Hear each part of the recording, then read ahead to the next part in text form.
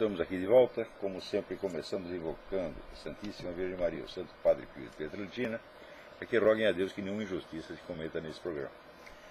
Antes de tudo, eu queria pedir a vocês que dessem uma espiada na página da professora Margarita Noyes, www.margaritalol.com, que ela está iniciando um novo programa muito bom, com base numa antologia de textos que eu sugeri para ela, de filósofos escoceses, Scottish Philosophers, de maneira que, sobretudo para quem é aluno do seminário, vai ser uma coisa de uma utilidade extraordinária, já que a informação circulante no Brasil sobre a filosofia escocesa de uma etapa importante, foi o século XVIII e XIX, no Brasil praticamente não há informação a respeito disso.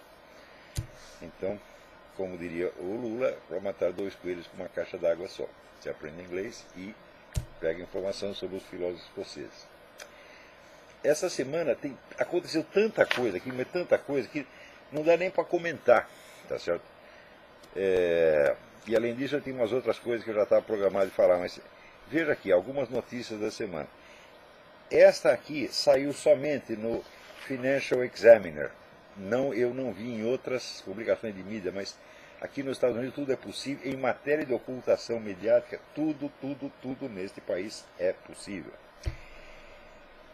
No dia 25, o último, o presidente Barack Hussein Obama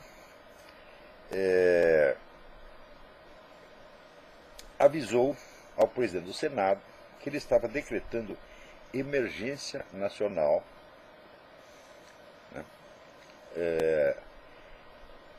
e encampando provisoriamente as propriedades da Federação Russa aqui nos Estados Unidos que tenham algo a ver com energia atômica, enriquecimento de urânio, etc.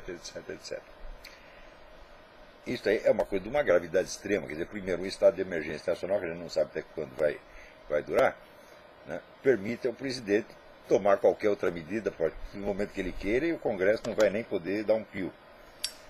Então a coisa em si já é grave. No que diz respeito às relações com a União Soviética,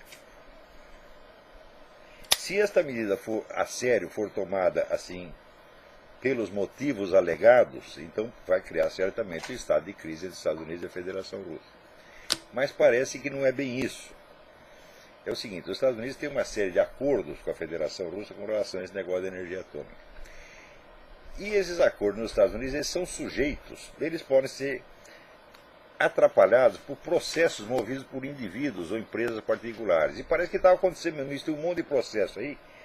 Então, o Obama mandou parar, agora não tem mais processo, agora está tudo sob a guarda pessoal dele. Então eu não sei se isso foi feito para proteger o interesse americano ou o interesse da Federação Russa. Mas, de qualquer modo, ter decretado de emergência nacional é uma coisa grave. Agora, o decreto de emergência nacional tem uma série de itens secretos. Ele não sabe o que é. O único que está em público é esse aqui. Então vamos esperar, porque aí vem coisa. Agora,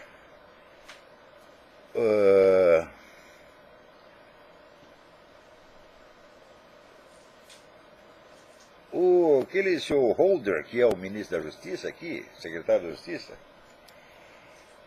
ele confessou, ele interrogado pelo senador Charles Grassley, que é um sujeito muito sério, né? E me parece bastante honesto, ele confessou o seguinte, que nesse negócio da ordem executiva, Executive Order, dado pelo Obama, que impede o acesso aos documentos da operação Fast and Furious, foram então suprimidos importantíssimos e-mails, né? De maneira, o cara está confessando, olha, nós escondemos as provas mesmo, e foda-se vocês, tá, né? É um caso inédito na história. Outra coisa incrível que aconteceu é o seguinte, né? A diretoria do Partido Democrata soltou aí uma declaração dizendo que, olha, se o Obama não é cidadão nativo, foda-se. É assim e vai ficar assim mesmo.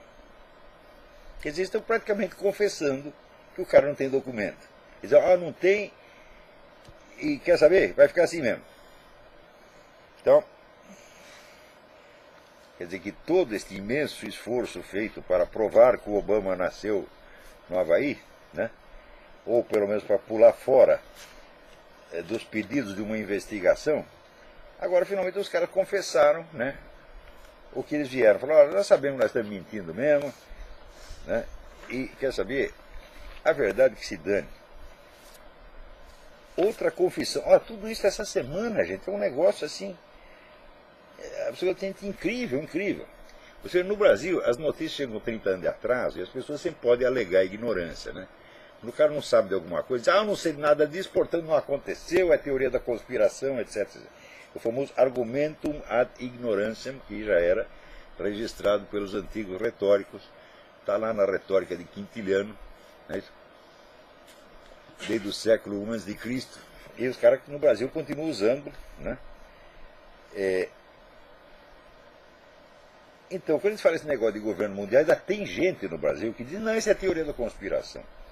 Ora, esta semana aconteceu o Lord Monckton, aquele que foi assessor da Thatcher, né, esteve aí na Rio+20, tá certo? E ouvindo as conversas, os caras dizem, olha, assim, extraoficialmente, nas conversas, eles admitem, eles confessam abertamente que esse negócio todo não tem nada a ver com a ecologia, que é para implantar o governo mundial. Saiu no World Neteiro essa semana uma entrevista importantíssima do Lord Monckton. Agora, o pior não é isto. O pior é o seguinte, o diretor da seção de imigração da União Europeia, Sr. Peter Sutherland, deu uma entrevista dizendo o seguinte, as nações europeias elas têm que desistir da sua homogeneidade. Então, ter homogeneidade cultural, racial, nacional, qualquer coisa, tem que desistir, quer dizer, tem que misturar tudo. Quer dizer, note bem, se as nações se tornam heterogêneas, tá certo? Então, tanto faz, você está lá na Inglaterra, tanto faz você ser um súdito da rainha ou você ter vindo da Turquia, é tudo a mesma coisa, tem todos os mesmos direitos. Né? Então, introduz a heterogeneidade dentro das nações, o que acontece com a Europa, isso introduz a homogeneidade em toda a Europa. Toda a Europa fica igualzinha. E culturalmente, em termos de soberania, as nações estão destruídas. Quer dizer, você confessa isso, porra. E não tem gente, não, esse negócio de governo mundial é teoria da conspiração. Olha, esses opinadores brasileiros, isso é uma coisa incrível, incrível, incrível. Né? Aqui, essa semana, teve o presidente do Paraguai foi destituído pelo Congresso, legalmente, para unanimidade do Congresso. Quanto tempo levou para que algum brasileiro dissesse é um golpe de Estado e foi tramado em Washington? Não levou 2 minutos, porque eles sabem de tudo, porra. Né? Eu estou até hoje esperando a prova de que o golpe de 1964 começou em Washington, porque eles, como prova, sabe o que eles divulgam? Eles divulgam um telefonema do embaixador Lincoln Gordon para o presidente Lyndon Johnson no dia 31 de março. O telefona para o presidente e fala, senhor presidente, os caras botaram aqui o tanque na rua, o que eu faço? Ou seja, ele não foi totalmente surpreendido, mas ele está entrando na história naquele momento. Então, esta prova de que os americanos, até 31 de março, não tinham feito nada, de que os militares agiram sem notificar a eles o que iam fazer e quando iam fazer, eles usam essa prova como se fosse a prova de que o golpe começou em Washington. Isto 20 anos depois de que o chefe da KGB no Brasil, Ladislau Bittman, já confessou que essa história foi inventada por ele, mediante documentos falsos, e repassada a todos os jornais brasileiros que trouxas acreditaram. Ou seja, isso aqui é raciocínio automático, meu filho. O que quer que aconteça, que você não gosta, você vai dizer que foram os americanos que fizeram. Isso é sistemático. Né? Agora, essa propaganda soviética, que ela continua ativa até hoje, esse mês saiu o livro do Konstantin Preobrazhensky, mostrando que, sob o nome de FSB, a KGB continua ativa, está mais ativa do que nunca nos Estados Unidos, e agora descobriu um outro instrumento, um outro canal. É a Igreja Ortodoxa Russa no exterior. Ele diz que praticamente tudo quanto é bispo, não falou todos os papas, todos os bispos da Igreja Russa Ortodoxa no exterior são todos agentes da KGB, ou FSB, como queiram chamar. Então, cuidado com isso. Então, olha, teve a destituição do Lula, no dia seguinte saiu um artigo do... Quem mais poderia ser? O Mauro Santayana, pô. Eu já falei para vocês, o Mauro Santayana não é um jornalista, é um agente de influência. Ele segue, vamos dizer, a orientação estrita da KGB. Então, se ele trabalha profissionalmente para ele, ou se ele trabalha gratuitamente, eu não sei. Tá certo? Mas o que quer que seja de interesse da KGB divulgar, no dia seguinte está lá, no artigo do Mauro Santayana. Então, como Władysław Bittman disse que em 1964, em abril de 1974, a KGB tinha quase uma centena de jornalistas na sua folha de pagamento, nada se vai compreender da história do Brasil enquanto não se tiver os nomes desses caras. E a pergunta, seu Mauro Santayana, o seu nome estava lá? Eu, sinceramente, acho que estava. Não tenho prova. Não estou te acusando de nada, mas que isso tem que ser investigado, tem. Quer dizer, você quer, Mauro Santayana, vocês vivem falando em transparência, verdade, etc. Vamos abrir lá os arquivos de Moscou? Por falar nisso, essa semana também o movimento do Sem Terra foi lá invadir uma fazenda, dizendo que está buscando cadáveres ocultados pelo regime militar. Foi lá destruir a fazenda, machucaram 12 pessoas, destruíram um monte de coisa. Quer dizer, pode tudo em nome desse negócio dos cadáveres, Só que tem o seguinte problema. O número de brasileiros que fugiu para Cuba durante o regime militar é muito grande. Nem todos são publicamente conhecidos. Havia uma intensa movimentação de caras clandestinos. E nós sabemos que a maior parte das pessoas que foram mortas pelo regime Fidel Castro eram militantes da Revolução. Quantos brasileiros tem lá no meio? Quantos estão lá enterrados em Cuba? E o pessoal fica fazendo esse forrobodó para... queremos os cadáveres aqui. Vamos fazer investigação em Cuba? Vocês não querem a verdade, seus putos?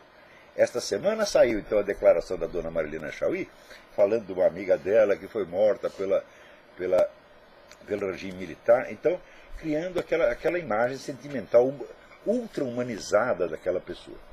Então, alguma vez, vocês já reconheceram alguma humanidade nas pessoas que vocês mataram? Não digo dos seus inimigos, seus adversários, eu digo pessoas inocentes, como Orlando Lovec e outro que estavam... ou as pessoas que morreram ali no atentado ao aeroporto de Guararapes, vocês nunca disseram uma palavra para humanizar essas pessoas. Ou elas são não pessoas ou são monstros.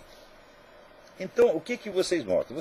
Vocês têm uma seletividade política dos sentimentos humanos. Vocês têm os sentimentos humanos conforme interessa ao seu grupo político e ao seu bolso. Então, isso é um traço inconfundivelmente psicopático dessa gente. Então, os deles são sempre pessoas humanas, aquela imagem, né, bonita, conta detalhes da vida. Ela tinha um cachorrinho, né, ela era tão boazinha. Né? E, por exemplo, o coitado do Mário Cosel Filho, nunca disseram que o cara morreu inocentemente. Ele viu um carro descendo a rua lá do quartel e bateu num poste, ele foi lá para ajudar os caras e daí explodiu a bomba, porra. Né? Durante 30 anos, a família do Mário Cosel esperou uma indenização. No fim, o governo está dando uma indenização de R$500 por mês, que é um tapa na cara. Então, esta coisa de você não conseguir perceber os sentimentos humanos de outras pessoas que você não gosta politicamente, é um traço inconfundivelmente psicopático. Não é isso? Então, agora, humanizar os militantes, os comunistas, isso vocês fazem o tempo todo. Eu mesmo ajudei a fazer isso. Eu ajudei a humanizar, por exemplo, a imagem do Vladimir Herzog. Né? Quando o Vladimir Herzog foi morto, que hoje eu não sei se foi morto ou foi suicídio, agora não sei mais nada, entendeu? Então fizemos um monte de reportagens mostrando que era uma bela figura humana, etc, etc. Do outro lado, nunca tem uma bela figura humana. Aliás, não tem figura humana nenhuma. Né? Tem cadáveres sem rosto e até sem nome. Então, a capacidade que vocês têm de suprimir os sentimentos humanos quando não lhe interessa politicamente é um traço inequivocamente psicopático, viu, dona Marilena? A senhora também. Tá? Então, aqui, o Mauro Santayana já escreve, não, todos sabemos que o golpe foi um golpe no Paraguai, foi tramado pelos Estados Unidos. Todos sabemos? Como sabemos? Então me mostra um documento, me mostra uma prova. Não tem merda nenhuma, porra. Tem prova de que não aconteceu isso. Mas não adianta, isso está tão arraigado na pseudocultura brasileira. Por falar em pseudocultura, né? No outro programa eu fiz uma gozação com o tal do poeta ateu, dizendo, porra, mas você diz que eu não posso ser filósofo sem diploma, como é que você é poeta sem diploma, né? De letras, tá? E ele chegou, mostrou lá um diploma, né? Esse é um monte de puxa-saco, dizendo, pô, agora você fudeu colar, porque isso aí é a força dos fatos, né? A força dos fatos é o seguinte, turma, ele vai lá e mostra um diploma de um negócio chamado Faculdade de Humanidades Pedro II, a qual foi descredenciada pelo MEC e fechou em 1998. Se eu tivesse um diploma desse, eu escondia. Eu não usava nem para limpar a bunda, para não ficar a marca do carimbo na minha bunda, né? Eu escondia, não contava para ninguém, mas ele está lá ostentando aqui. Né? Aqui também está cheio de, eles chamam de diploma mills, moinho de diploma, né? Fábrica de diploma. Está cheio disso, tem uma em cada esquina. Só que isso não é uma coisa para você mostrar, porra. É uma coisa para você esconder. Né? Então, mas olha o seguinte, o poeta ateu, de agora em diante, ele está autorizado a dizer o que ele quiser. O menino realmente ele não está muito bom, tá certo? Ele não tem a menor noção da realidade, não tem a menor noção do que será poesia, está fora do mundo completamente, e ele não tem a menor ideia de que um diploma de uma faculdade que foi descredenciada, não é que ele não vale, ele vale ao contrário, meu filho. Porque, olha, eu também, a faculdade foi fechada, eu também. A faculdade que eu estudei também foi fechada. Não foi descredenciada, foi fechada porque morreu o fundador. E os caras foram lá, os caras da Teologia da Libertação foram lá, tomaram o negócio, transformaram em outra coisa, eu me mandei. Mas eu não saio aí mostrando o diploma da faculdade que foi fechada, tá entendendo? Eu digo, olha, a faculdade foi fechada e eu nem terminei a porra do curso, né? Então, olha, o poeta ateu, vocês fazem assim, não me mandem mais essas coisas dele, não fiquem bravos com ele, deixem ele falar o que ele quiser. Tá tudo bem, viu? Então, eu tinha uma coisa que eu queria comentar. Esses dias eu distribuí para as pessoas um artigo chamado Psicólogos e Psicopatas. Eu nem sei se já foi publicado, mas eu vou ler para vocês. E depois vou comentar umas coisas que aconteceram depois. Não creio que a atração erótica entre pessoas do mesmo sexo seja antinatural e não vejo mesmo nenhum motivo, em princípio, para classificá-la como doença. Também é um fato que o termo homossexualismo não corresponde a nenhum fenômeno homogêneo e sim a uma variedade de impulsos, desejos e comportamentos numa gama que vai desde a repulsa ao outro sexo até a completa identificação com ele. Se na linguagem da propaganda condutas tão díspares são reduzidas artificialmente à unidade de símbolos ideológicos, com valores opostos conforme as preferências de quem os use, isso não é motivo para que os profissionais da saúde mental se deixem levar por idêntica histeria semântica e, violando a regra mais básica da técnica lógica, tirem conclusões unívocas de termos equívocos. Resta, ademais, um fato incontornável. Como toda e qualquer outra conduta sexual humana, o homossexualismo, em toda a diversidade das suas manifestações, nem sempre emana de um desejo sexual genuíno. Pode, em muitos casos, ser uma camuflagem, uma válvula de escape para conflitos emocionais de outra ordem, até mesmo alheios à vida sexual. Isso acontece com muitas condutas sexuais. Não é isso? Por exemplo, se o sujeito é um masturbador compulsivo, isso não quer dizer que seja um impulso sexual, pode ser um conflito qualquer de ordem familiar, de ordem emocional, no qual ele está procurando alívio mediante aquela prática. Isso pode acontecer, vamos dizer, com qualquer conduta sexual, inclusive o homossexualismo. Isso quer dizer, nem todo ato sexual tem uma motivação puramente ou exclusivamente sexual. Tem outros componentes, os quais podem ser mórbidos. É possível e obrigatório, nesse caso, falar de falso homossexualismo, de homossexualismo neurótico ou mesmo psicótico, para distingui-lo do homossexualismo normal, nascido de um autêntico e direto impulso erótico, sem outras implicações, portanto. A proibição de dar tratamento psicológico a pacientes que sintam desconforto com a sua vida homossexual, que é o que agora estão estudando lá no Congresso, resulta num impedimento legal de distinguir entre esses dois tipos de conduta, especificamente diferentes, entre o mero impulso sexual e a sintomatologia neurótica, equalizando, portanto, o homossexualismo e doença.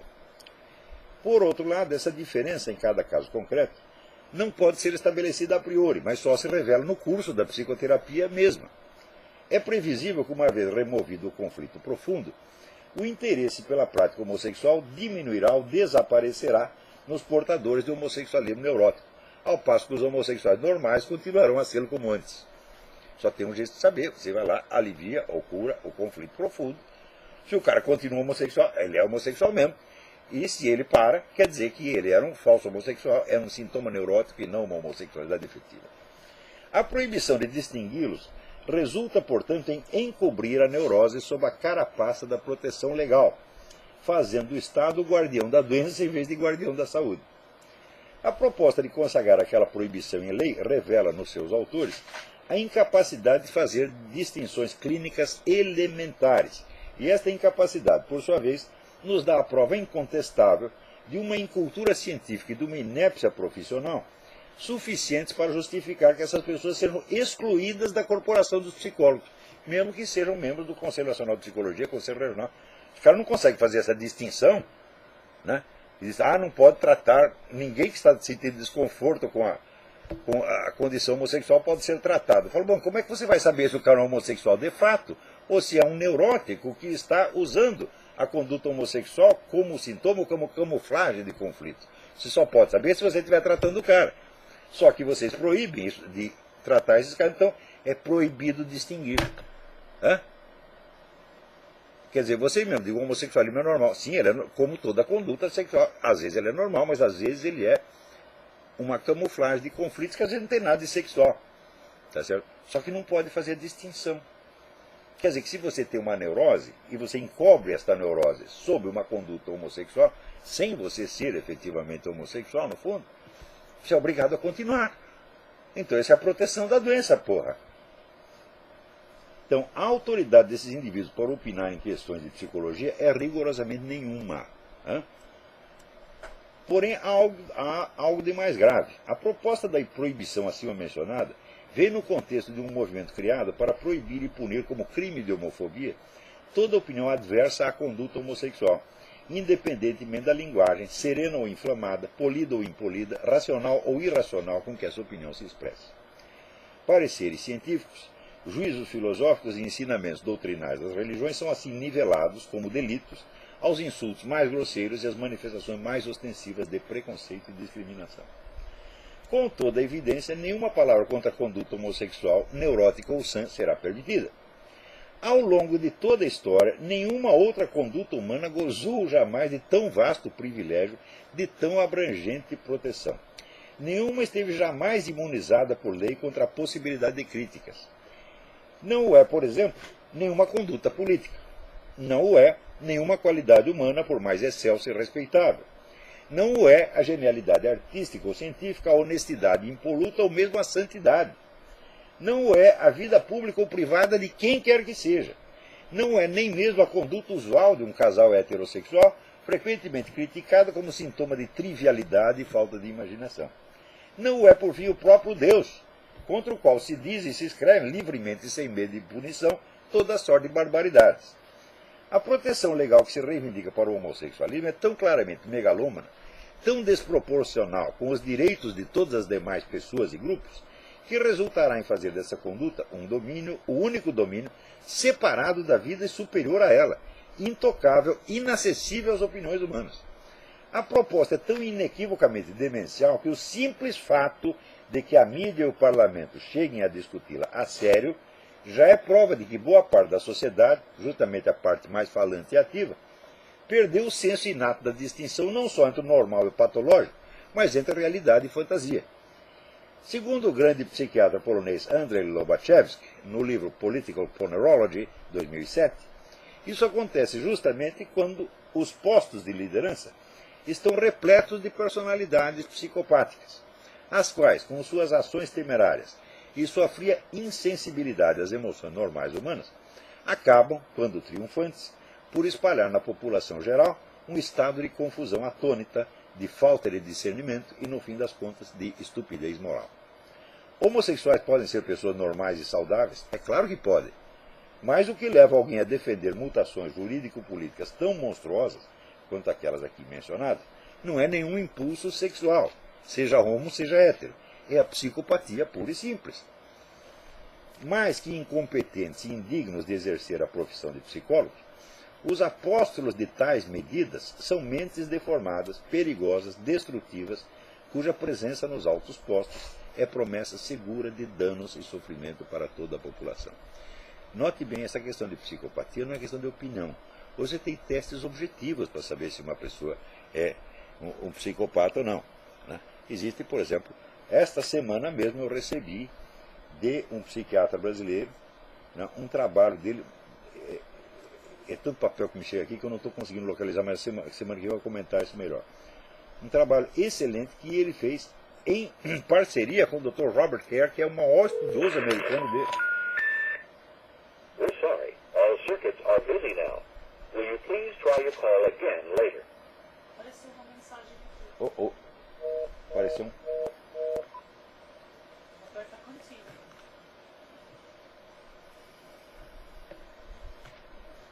Tivemos um problema técnico aqui.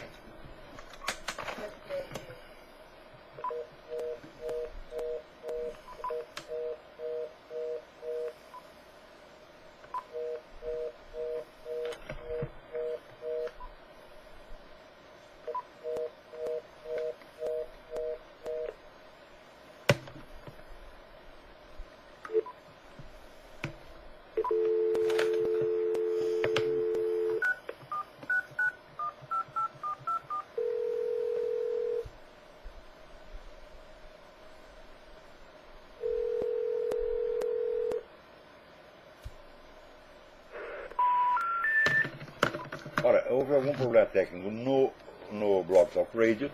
Nós vamos continuar a nossa transmissão por aqui e colocaremos em circulação assim que terminar o programa.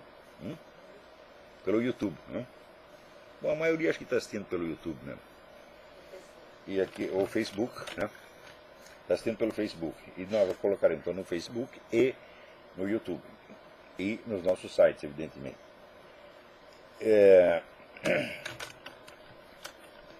Então, eu vou comentar esse trabalho dele a semana que vem. Eu imprimi, é um trabalho longo.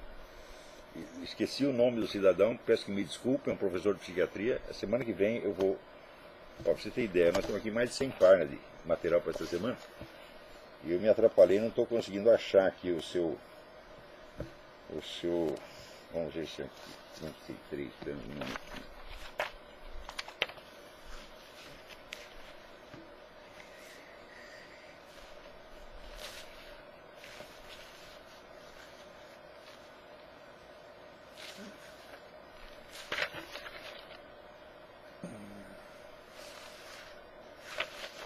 Também queria chamar a atenção de vocês para um artigo do Sérgio Paulo Muniz Costa, que saiu com o título Esquizofrenia Política, que saiu no Diário do Comércio essa semana. Não deixe de ler esse artigo, que está muito bom. Outra coisa, saiu um artigo memorável do Luiz Nassif contra a Comissão da Verdade, dizendo exatamente a verdade sobre a Comissão da Verdade. Né? O Luiz Nassif é geralmente um aliado e apoiador desse esquema petista e tal, mas ele deu uma demonstração de extrema idoneidade, honestidade e sinceridade com esse artigo. Parabéns, Luiz Nassif. Tá muito bom esse artigo.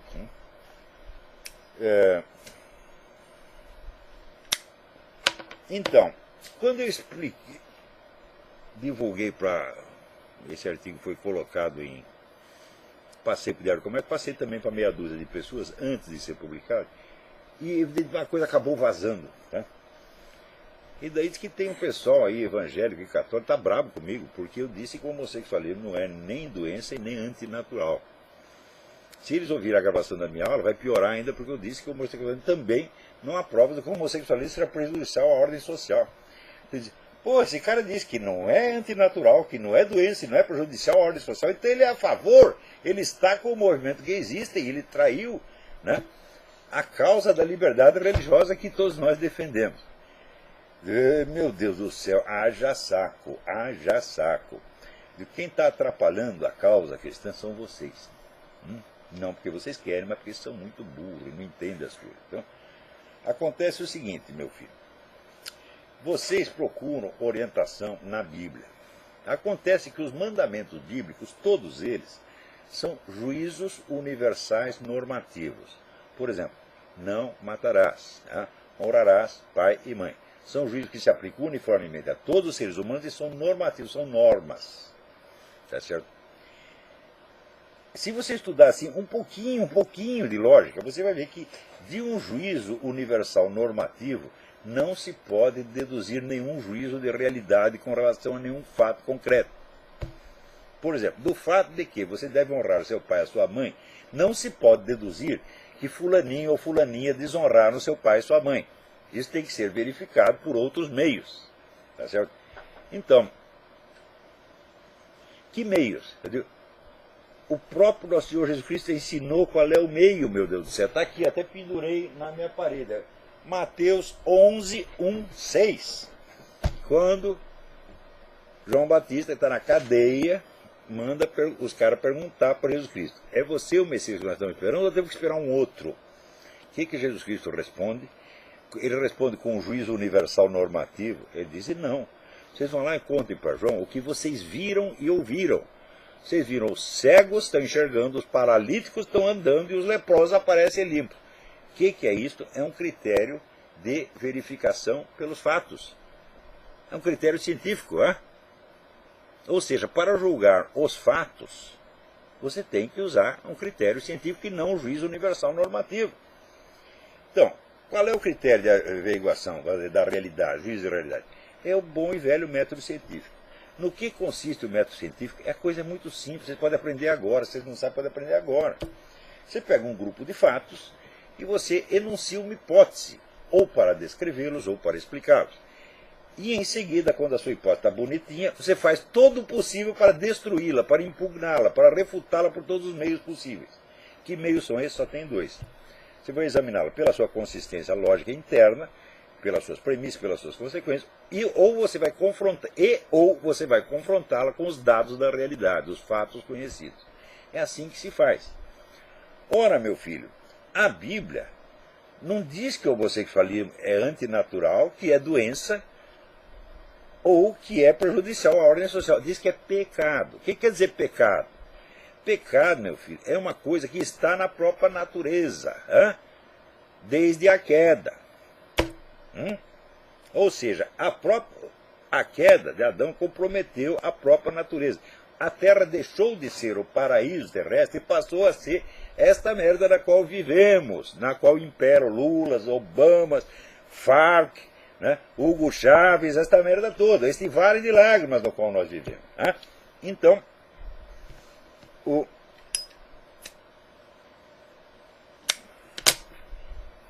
dizer que uma coisa é pecado não significa dizer que ela prejudica a natureza, ou que ela é doença. Não, quer dizer que prejudica a salvação da sua alma, meu filho.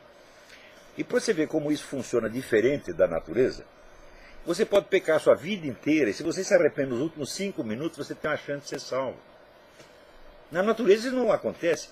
Existe algum processo da natureza que dura a vida inteira e pode ser revertido em 1 minuto? Não, isso só no mundo sobrenatural. Portanto, a economia da salvação é diferente do funcionamento das leis da natureza. Porra, quando é que eles vão entender isso, hein?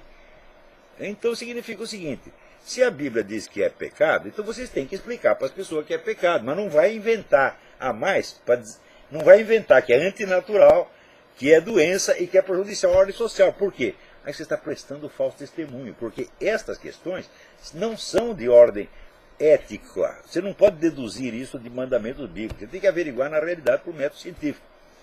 Se você, em vez de averiguar, você deduz a sua conclusão disso aí, você deduz do mandamento bíblico, você está distorcendo os fatos e está prestando falso testemunho. Na hora que você presta falso testemunho, você desmoraliza a sua causa, porra! Quando você está a favor do establishment, das pessoas poderosas, do governo, dos ricos, etc., então você pede apoio do Satanás. Quando você está contra e está sozinho, só tem alguém que vai te ajudar, Nosso Senhor Jesus Cristo. Mas Nosso Senhor Jesus Cristo não vai te ajudar se você está lá prestando falso testemunho. Você está entendendo?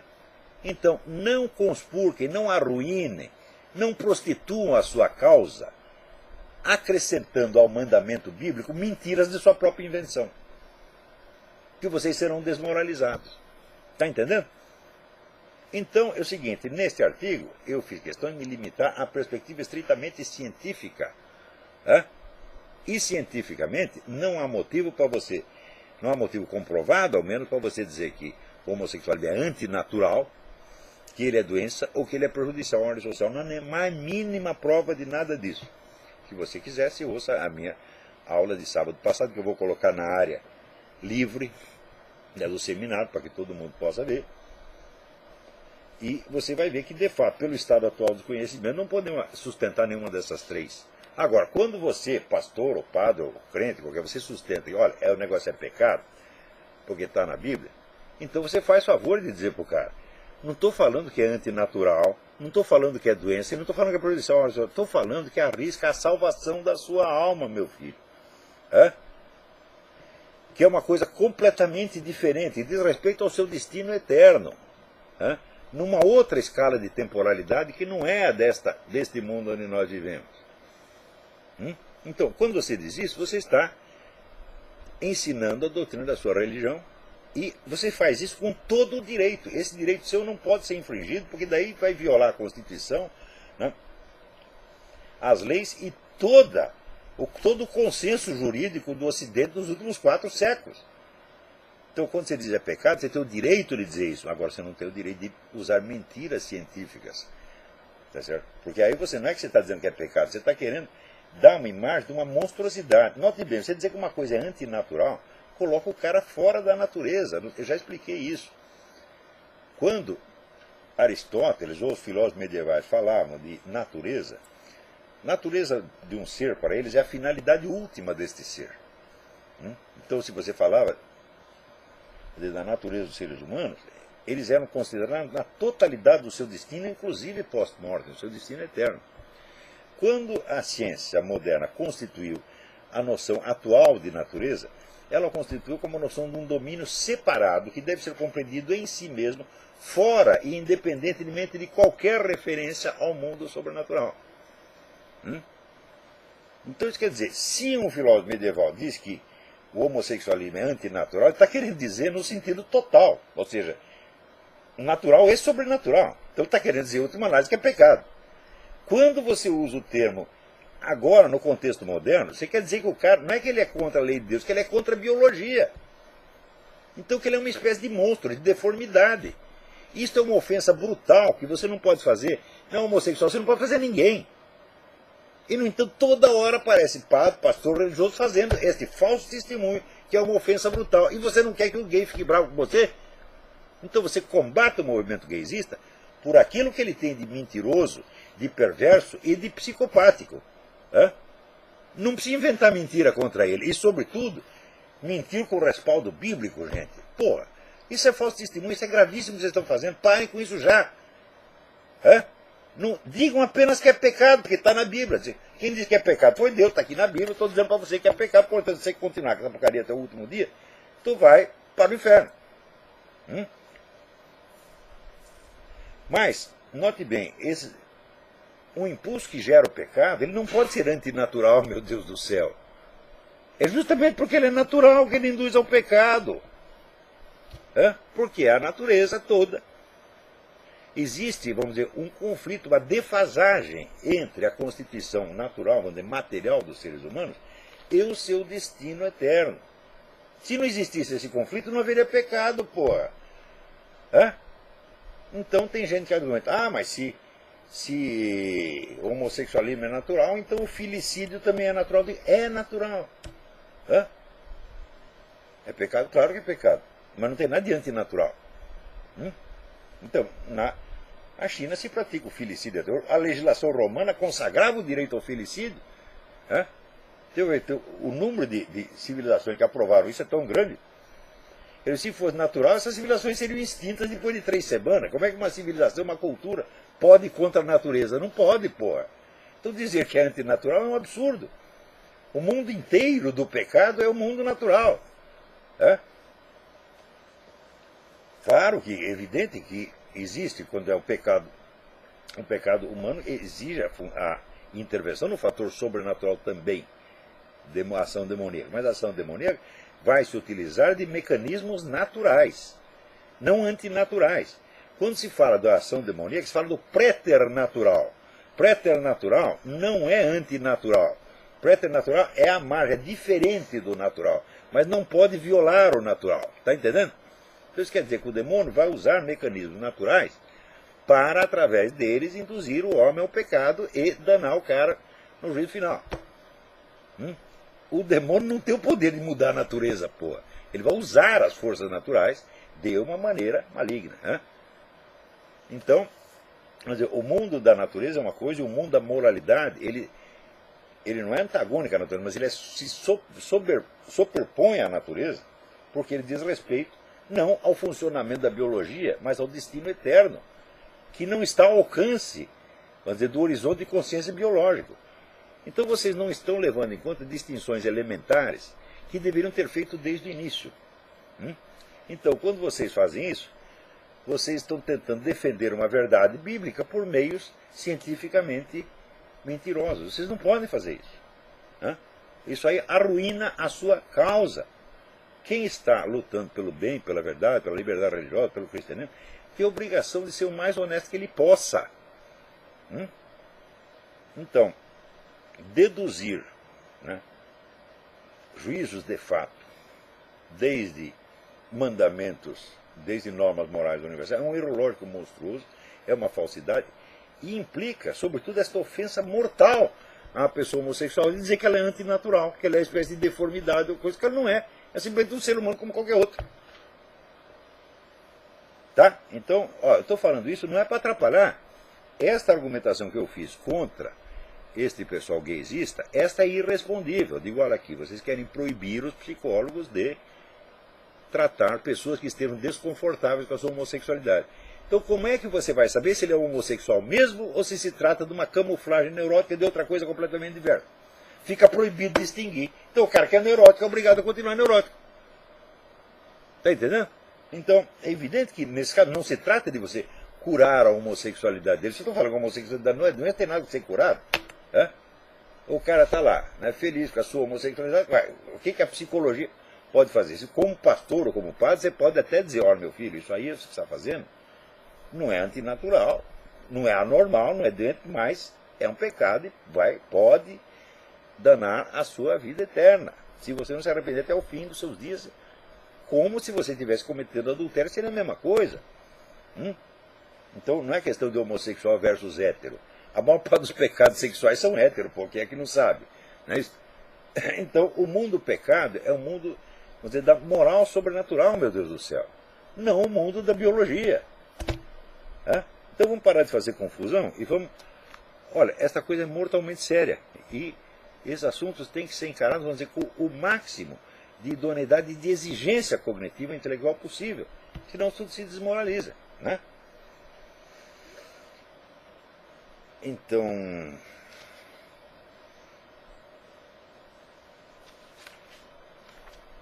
Muito bem, nós temos... Eu acho que eu vou encerrar o programa aqui. Nós estamos mortalmente cansados, porque ontem nós viajamos para Washington, que é uma viagem de 3 horas, e no caminho eu perdi a minha carteira, com todos os meus documentos, green card, identidade brasileira, cartão de débito, cartão de crédito, tudo.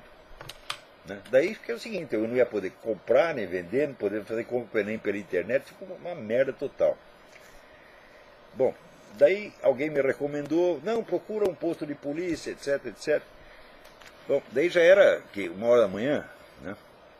Daí eu procurei um posto de polícia, ele estava lá num lugarzinho pequeno, perto de Fredericksburg, e uma moça do posto, aliás, uma moça lindíssima, maravilhosa, disse, olha, o senhor vai lá, explicou um negócio que não era bem um posto de polícia, mas eu já estava com sono, só não entendi do que ela falou. Daí encontrei lá o escritório que ela falou, também uma casinha no meio do mato, né? Toquei a campainha e atendeu um senhor gordo, enorme, né? E daí expliquei, eu perdi meus documentos, queria fazer aqui um report, um relatório e tal. E ele me olhando como se eu tivesse saído do Pinel, né? Daí ele me explicou, aqui meu filho, isso aqui não é um posto policial, eu sou o juiz da Suprema Corte da Virgínia. E nós fazemos aqui um plantão para processos ou para habeas corpus, essas coisas, né? Não tem nada a ver com seus documentos. Mas daí ele viu que o meu, né, que eu realmente não estava entendendo nada, que eu estava totalmente desorientado, daí de repente ele mudou, ele ficou com dó de mim e falou, peraí, eu vou te ajudar. Telefonou para a delegacia e mandou vir um agente policial, um oficial, para me atender ali no local. Veja você, em 3 minutos o cara estava lá. Fez lá o BO, essa coisa toda, né? E daí voltamos para casa. Quando chegamos aqui, era de manhãzinha, nós aqui morrendo de sono. Né?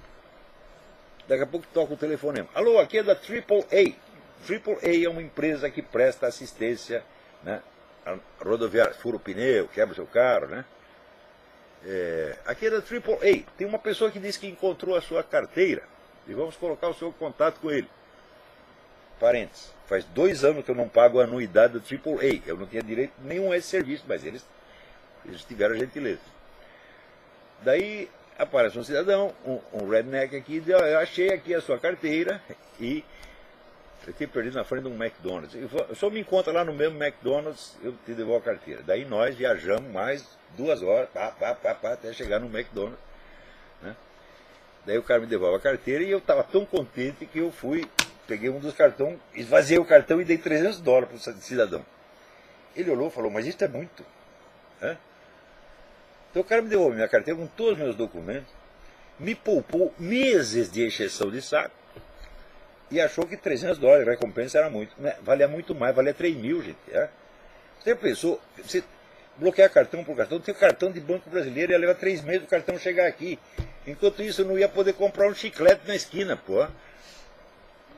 Bom, para vocês verem a diferença, quando a Roxane foi assaltada na Colômbia, assaltada não, roubada, alguém sumiu, pô. Né? Pegou a bolsa dela, tirou a carteira, levou embora. A carteira também apareceu. Né? Então, olha, aqui é da Embaixada do Brasil, tem uma pessoa que entregou a sua carteira. Ela foi lá, buscou a carteira, estava lá, só que a carteira estava vazia. Né? Vazia de dinheiro e tinham levado o green card, né? Mas não sei o que, não sei o que. Green card vale $10 mil no mercado negro. Então, é a pequena diferença entre os Estados Unidos e a América Latina. Né? Outra vez que nós perdemos uma coisa, um amigo nosso falou, não, você conte com o espírito cristão do virginiano que eles vão devolver. Batata, de novo, está aqui o espírito cristão do cara funcionando. Então, isso é civilização, isso é educação. E isso faz uma diferença sociopolítica, sociocultural, socioeconômica monstruosa. É isso que esse pessoal tem que aprender no Brasil. O pessoal fica falando mal de americanos, que vem para cá para você aprender a viver, aprender a ser gente, porra. É isso que está faltando no Brasil. Você tem que ter sentimentos humanos. O negócio acha a carteira, fala, pô, coitado desse cara, ele está lá todo fodido. Né? Liga pro AAA, o cara do AAA fala, aqui você vê só, Olavo de Carvalho, esse filho da puta 2 anos não paga a anuidade. Mas mesmo assim não vamos deixar ele sofrendo, vamos telefonar. Você está entendendo? Isso é ser humano. Hã? Dá para entender? Então, deu $300 para o cara, feliz da vida. Se eu tivesse 3 mil, eu dava os 3 mil na hora. Aliás, então, para fazer um green card de novo custa $300, que meu green card estava lá no meio. Então os $300 que eu ia dar para o immigration, eu dei para o cidadão, o seu Dwight, não sei das quantas, né, felicíssimo. E lembramos aí o caso da Colômbia. Na Colômbia também devolve, só que vazio. No Brasil também a mesma coisa. Né? Então, eu acho que por hoje é só.